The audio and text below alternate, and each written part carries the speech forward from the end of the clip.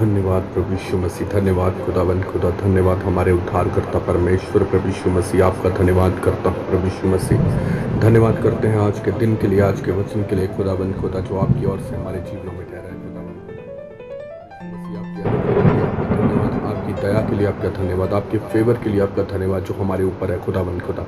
धन्यवाद करते हैं प्रभु यीशु मसीह आपके पाक पवित्र नाम के लिए, क्योंकि बाइबल हमें बताती है कि जिस जुबान से यीशु मसीह नाम निकला उस जुबान ने उद्धार पाया है। हे प्रभु यीशु मसीह, आपका धन्यवाद खुदावंद खुदा कि हम सचमुच आपका नाम ले पा रहे हैं और सचमुच हम उद्धार पा रहे हैं। प्रभु यीशु मसीह, आपके नाम में आपका उद्धार का आत्मा आज हमारे जीवनों में कार्य करे, अचंबी रीति के साथ कार्य करे प्रभु यीशु मसीह आपके नाम में। हे खुदावंद खुदा, आपका धन्यवाद करते हैं प्रभु यीशु मसीह। सचमुच आपके कोड़े खाने से हम चंगे हो चुके हैं, आपके मार खाने से हमने शिफा पाई है।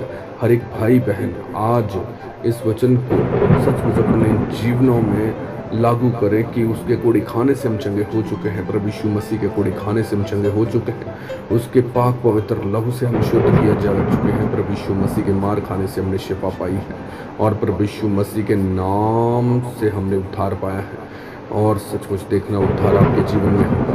और प्रभु यीशु मसीह का हम धन्यवाद करते हैं हमारे उद्धारकर्ता परमेश्वर का कि प्रभु ने हमें आज का वचन दिया। आज का वचन विश्वास में मजबूत बने, जिसमें प्रभु ने हमें अपने वचन के तहत सिखाया कि हमें कैसे विश्वास में मजबूत बनना है। तो परमेश्वर ने अपने वचन मरकुस की 5 उसकी 28 आयत में लिखा है, क्योंकि वह कहती थी यदि मैं उसके वस्त्र ही को छू लूँगी तो चंगी हो जाऊँगी। हे मेरे प्रिय भाई बहनों, सचमुच परमेश्वर आपको यह सचमुच परमेश्वर इतना अनुग्रहकारी परमेश्वर है कि हम सोच भी नहीं सकते। परमेश्वर एक ब्लेसिंग का असीम खजाना है जो भरपूरी से उमड़ रहा है। मेरे प्रिय, आपको यह पता होना चाहिए कि आप चुने हुए हो। आज से कुछ समय पहले लोग ऐसे बोलते थे कि चुने हुए लोग वह हैं जो कि सेवा में इस्तेमाल हो रहे हैं, और जो चर्च में जाकर बैठते हैं वह सिर्फ बुलाए गए हैं। जबकि बाइबल यह कहती है कि अगर आप यीशु मसीह पर विश्वास करते हैं और बपतिस्मा ले चुके हैं तो फिर आप परमेश्वर के द्वारा चुने हुए हैं। और फिर जब परमेश्वर ने आपको चुना तो इसका मतलब है कि परमेश्वर की आपके जीवन में बहुत बड़ी योजना है। इस ऊपर लिखे हुए वचन में एक औरत के बारे में लिखा हुआ है जिसको 12 साल से लहू बहने की बीमारी थी। बाइबल बताती है कि वो बहुत सारे हाकिमों के पास गई पर उसको कहीं से भी आराम नहीं मिला। पर जब यीशु मसीह उसके पास से गुजरे तो सचमुच एक चमत्कार उसके जीवन में हुआ। हे मेरे प्रिय भाई बहनों, सचमुच उसके जीवन में ये चमत्कार हुआ। उससे पहले ही उसका विश्वास था कि अगर मैं उसके वस्त्र ही को छू लूंगी तो चंगी हो जाऊंगी। उस औरत ने इसी विश्वास के साथ प्रभु यीशु मसीह को छुआ और बाइबल बताती है कि उसने उसी समय अपने छुटकारे को पाया। चर्च में आपने एक बहन की गवाही को सुना होगा जो पहले तो बोलती थी कि यह सब गवाहियाँ खरीदी हुई हैं, कोई भी गवाही सच्ची नहीं है। पर जब वो बहन खुद चर्च में आकर बैठी तो उसने कहा कि नहीं, चर्च में कुछ तो है। इसलिए उसने अपनी गवाही को लेने से पहले ही, हे मेरे प्रिय भाई बहनों, ये वचन सचमुच सुनने वाला है, इसे ध्यान से सुने। जब आप इस वचन को सुनेंगे तो हीलिंग आपका हिस्सा होगी।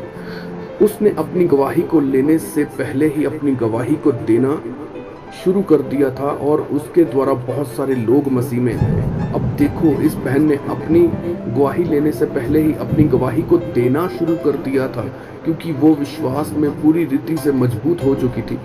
इसलिए परमेश्वर ने उसकी भी कोख को खोला और उसे बच्चे के साथ आशीषित किया। बाइबल बताती है कि विश्वास के बिना परमेश्वर को खुश करना असंभव है। अगर आपके अंदर विश्वास ही नहीं है तो आप परमेश्वर को कभी भी खुश नहीं कर सकते, क्योंकि विश्वास के बिना परमेश्वर को खुश करना असंभव है। प्रार्थना का उत्तर ना मिलने पर कहीं और चले जाना यह विश्वास नहीं है। विश्वास यह है कि जब प्रार्थना करने के बावजूद भी प्रार्थना का उत्तर ना मिले तो भी आप विश्वास में खड़े रहें और परमेश्वर के वचनों पर चलते रहें। स्वर्ग को किसी ने नहीं देखा पर फिर भी इसका इंतज़ार करना और अपने आप को पाप से अलग रखना, यह विश्वास है। इसलिए मेरे प्रियो, विश्वास में बने रहें, प्रतिदिन विश्वास में मजबूत होते जाएं। अगर आप नए नियम में पढ़ें तो जिसने भी प्रभु यीशु मसीह से चंगाई पाई, उसको प्रभु यीशु मसीह ने यही कहा कि तेरे विश्वास ने तुझे चंगा किया। विश्वास आज़ादी और आशीषें लेकर आता है और आपके जीवन को ऊंचाइयों में लेकर जाता है। इसीलिए अपने विश्वास को मजबूत करते जाएं, ताकि आपके विश्वास के द्वारा परमेश्वर आपको आशीषित करे और ऊंचा कर सके। आमीन, आमीन। हे मेरे प्रिय भाई बहनों, आइए हम प्रार्थना करते हैं। सब प्रिय भाई बहन मिलकर प्रार्थना करेंगे।